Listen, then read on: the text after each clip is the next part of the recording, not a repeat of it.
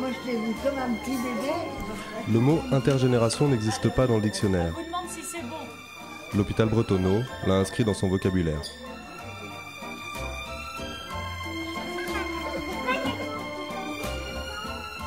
Établissement pédiatrique ouvert en 1901, puis, pendant quelques années, hôpital éphémère au service de l'art, il est depuis 2001 un hôpital tout neuf consacré aux personnes âgées.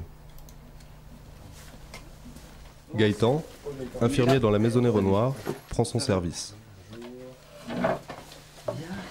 Alors, passez une bonne nuit. Ouais, ça a été ici Renoir. Alors, 3 enfants qui n'ont pas 15 ans, vous savez. Ah. Voilà. Eh ben, le Ça sang, va, c'est pas trop douloureux? C'est revenu vite. Et qu'est-ce que vous voulez que je vous dise? Que ça me fait beaucoup de bien? Non. Mais c'est agréable. Rassurez-moi, ça vous fait pas trop mal non plus. Non, ça va. Non, bon. Vous êtes courageuse, une femme courageuse, c'est ça l'important. Je crois que j'ai joué la comédie toute ma vie, oui. Toute votre vie. Oh, probablement. Vous allez pouvoir vous lever, madame. Et puis on va vous servir le petit déjeuner. Oui. D'accord. Vous savez que j'ai toujours pas mes vêtements. Alors je suis habillée par l'assistance publique. Voilà. Voilà. On va tâcher de remédier à Enfin, tout ça. la société fait quelque chose pour moi. Il était temps. Moi, déjà, ce qui m'a intéressé par Bretonneau, en fait, c'était justement que c'était un projet qui a été réfléchi déjà bien avant l'ouverture de l'hôpital. Et donc, je savais que c'était un hôpital qui allait être vraiment spécialisé pour la personne âgée.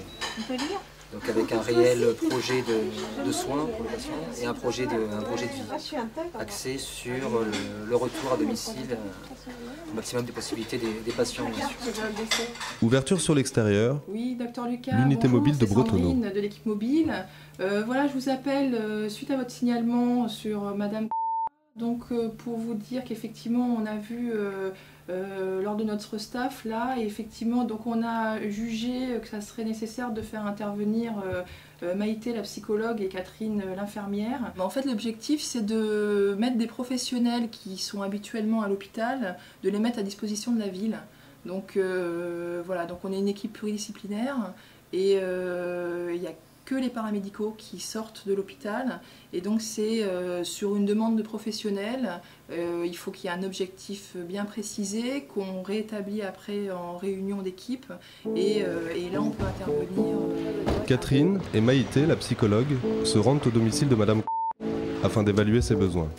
Un autre binôme, inattendu celui-là, se dirige vers la salle de rééducation. Donc en fait, Hush est un médiateur de rééducation. Il a la particularité d'être très affectueux et d'apporter beaucoup d'affection à la personne, qui donc a une motivation supplémentaire en fait à être en rééducation avec nous. Donc la première chose, c'est vraiment la motivation que ça apporte, et puis l'envie en fait de la personne d'être au contact avec lui, donc avec une possibilité de rééducation plus importante derrière.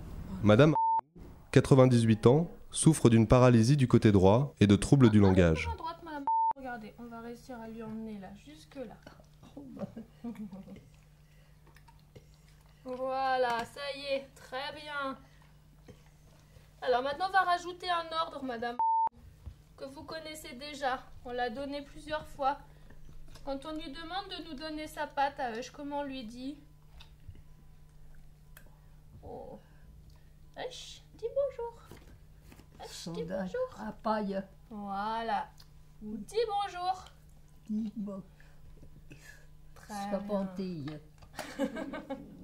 Imaginez un chien dans un hôpital, c'est quand même quelque chose de rare et quelque chose qui finalement a sa place aussi, parce que c'est vraiment important, ça apporte une autre vision, une vie, enfin un peu de vie dans un hôpital. Et c'est vrai qu'il y a beaucoup de projets comme ça, porteurs à Bretonneau, qui apportent de la vie, qui apportent l'extérieur aussi à l'intérieur d'un hôpital.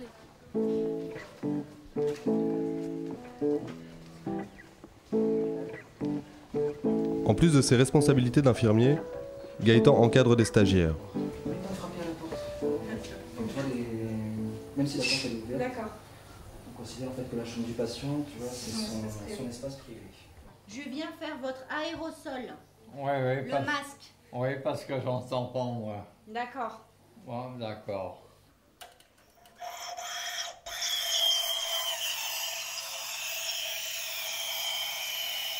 Voilà, je l'ai dit là. Voilà, monsieur.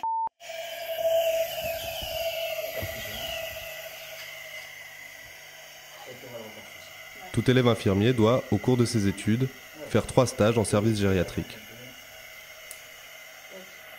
En dehors de 15 heures par semaine d'aide ménagère, Madame 87 ans, vit seule.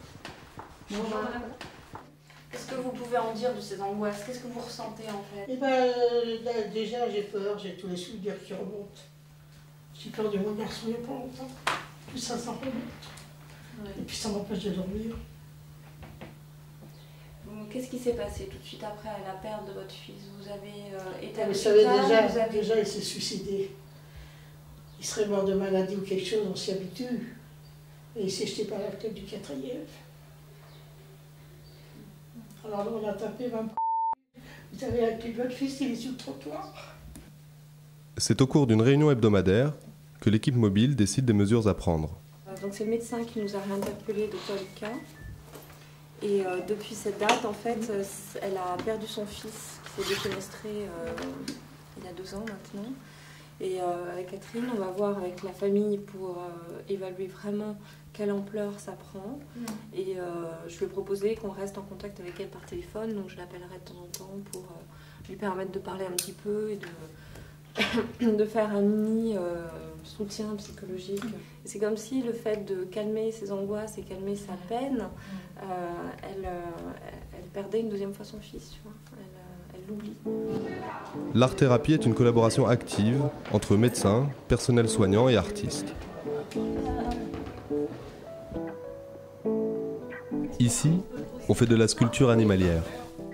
Le bénéfice, il est dans la création, l'acte de créer un animal qui bien souvent se rapproche de l'animal réel, puisqu'il y a un travail à partir de photos. Donc c'est un travail sur la mémoire, c'est un travail sur l'affectivité également. C'est un travail de rencontre aussi avec les autres personnes, parce qu'il faut s'accorder, il faut se mettre d'accord. Ce qui se fait ici, ce que j'ai remarqué, c'est que c'est vraiment un lieu de vie et pas un lieu de mort. Au-delà des soins, l'environnement joue un rôle important dans le rétablissement des patients. Le cadre lui-même est thérapeutique, on va dire. C'est-à-dire qu'on a souvent des patients qui sont hospitalisés par le biais de services d'urgence, qui sont souvent et malheureusement laissés des fois 1 journée, voire 2, sur un brancard, dans un couloir, et qui se retrouvent ici en fait, à prendre des repas en salle à manger, avec des nappes, des couverts, etc., des assiettes en porcelaine. Voilà, des chambres seules, des lits en bois, c'est vrai qu'un décor vraiment extraordinaire dans le premier sens du terme, quoi. Voilà. Par la motivation de son personnel et la diversité de ses outils thérapeutiques, l'hôpital Bretonneau est un exemple à suivre. Les structures d'accueil doivent évoluer pour faire face au vieillissement de la population. En 2015, il y aura 2 fois plus d'octogénaires en France qu'aujourd'hui.